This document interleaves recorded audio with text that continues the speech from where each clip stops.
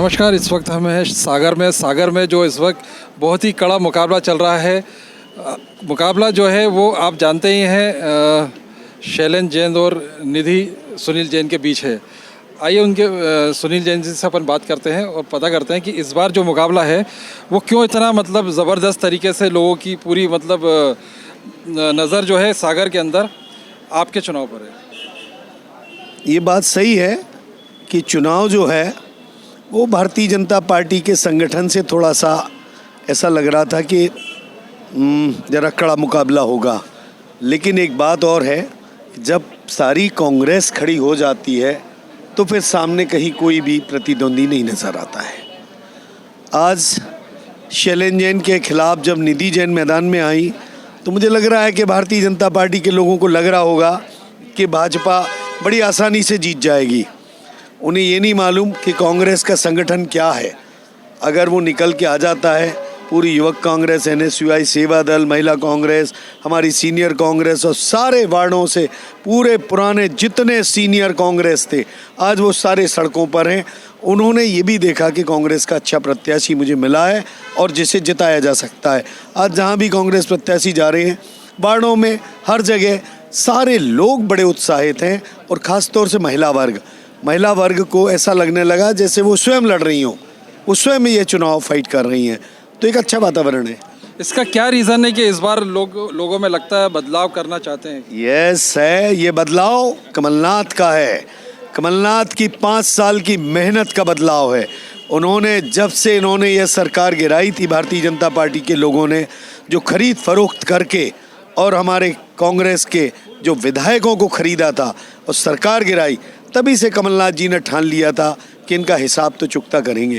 कांग्रेस जनों से लगातार प्रतिदिन हजारों लोगों से वह मिलते हैं।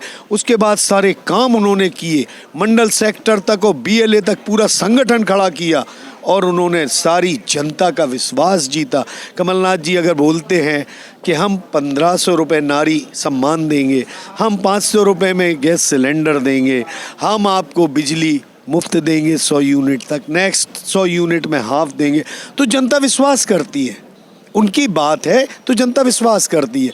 और यही वो अगर शिवराज सिंह जी कहते हैं, चूँकि लोग थक गए उनको सुन के, थक चुके हैं उनको देख के सुन के, तो अब वो कहते तो लोगों को लगता है यार ये घोषणाएं कर रहे हैं, घोषणा वीर हैं, वो इम्पैक्ट नहीं आता है।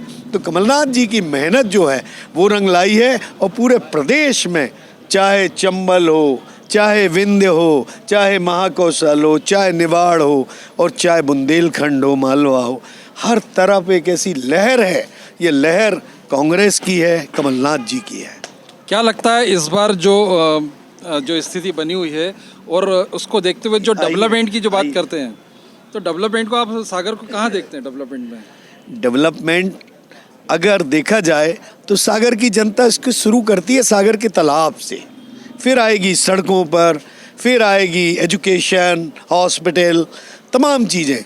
जब हमारा तालाब से शुरुआत करेंगे, इस शहर को पीने को पानी चाहिए। बताओ पहले कहाँ से आता था? तालाब की सप्लाई होती थी, बोरिंग से होती थी। जब कांग्रेस की सरकार आई, मैं विधायक था, मुझे याद है दिग्विजय सिंह साहब आए और राजघाट की देन कांग्रेस की देन है।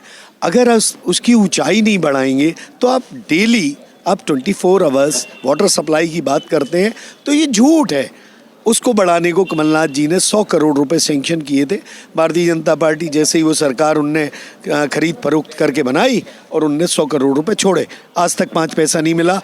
योजना जस की तस। सागर के तालाब में स्मार्ट सिटी के नाम पर 100 करोड़ से ज़्यादा रुपए खर्च किए गए और ये जितने लोग खड़े हैं और पूरी जनता इस शहर की, आप लेके चले जाओ अपना माइक, यही पूछेगी कि वो मिट्टी कहाँ खुदी, कहाँ डली, कुछ तो बताओ। सीवरेज का काम हुआ, वही कि सीवरेज की भी गंदगी वहीं की वहीं तालाब में छोड़ दी। आज तमाम टेस्ट वेस्ट होके कुछ रिपोर्ट आई तो बता रहे थे कि अगर तालाब के पानी में उंगली डाल लो तो कैंसर हो जाएगा। अब आपको क्या जवाब दें हम लोग? ये तालाब की गत करके इन्होंने हालत करके छोड़ दी। आप स्मार्ट सिटी की बात कर रहे हैं, आप डेवलपमेंट की बात कर रहे हैं, आप सीमेंटेड रोड के ऊपर डामल करा देते हो। आनन फानन में गलियां और कुलियां जहां 80% सागर की जनता रह रही है उनमें चले जाओ तो आप बिना रुमाल नाक पे रख के निकल नहीं सकते। आज ये हालत है। आप एक आध दो ऐसे बड़े डेवलपमेंट जो हुए, अगर एलिवेटेड कॉरिडोर की बात करोगे, वो एलिवेटेड कॉरिडोर जिसे मुझे आज कहते हुए भी खुशी है, वो रघु ठाकुर जो हमारा उनका संघर्ष मोर्चा है उसमें हम लोग भी शामिल थे, कांग्रेस का समर्थन था, उस समय वो स्वीकृत हुआ। ये लोग समझते हैं कि इन्होंने स्वीकृत कराया। मेरा आपसे एक अंतिम सवाल है, यदि आप जीत कर आते हैं और आपकी सरकार बनती है तो आपका क्या मतलब फोकस किस चीज़ से होगा? ये फोकस तो निधि जैन बताएंगी। वो एक महिला हैं, सी इज़ वेल एजुकेटेड, लर्नेड निधि जैन है, और ये कांग्रेस के लिए, पूरे कांग्रेस इस बात को महसूस करते हैं कि हमारा प्रत्याशी बहुत बढ़िया प्रत्याशी कमलनाथ जी ने दिया है। निधि खुद अपने निर्णय लेंगी। उन्हें शहर देखा है, जब महापौर का टिकट निधि जैन को मिला था, शहर की एक एक गली देखी है, एक एक लोगों से, वो महिलाओं से मिली हैं, उनके दुख और दर्द को महसूस किया है, और उन्होंने उस समय भी कहा था कि मैं इसको दूर करना चाहती हूँ। 1 वर्ष के, सवा वर्ष के बाद आज जब विधायक के रूप में वो फिर जनता के बीच गई तो उन्होंने देखा कि शहर में कोई बदलाव ही नहीं है, कोई बदलाव इस सब सवा साल में नहीं हुआ। वो खुद देख रही, और ये बात हकीकत भी है। जनता ने भी कहा कि महापौर चुनाव के बाद लगातार देखा है कुछ भी नहीं है। बहुत कुछ करने को है, एजुकेशन के लिए भी, हेल्थ के लिए भी, वार्ड्स के लिए भी, ड्रिंकिंग वाटर के लिए भी, सड़कों के लिए भी। और ये जगह जगह जो अतिक्रमण दिखते हैं ना, एक्चुअल में ये अतिक्रमण मजबूरी है। वहाँ वो कहाँ लगाएं, ये दुकानदार जो अपनी दुकान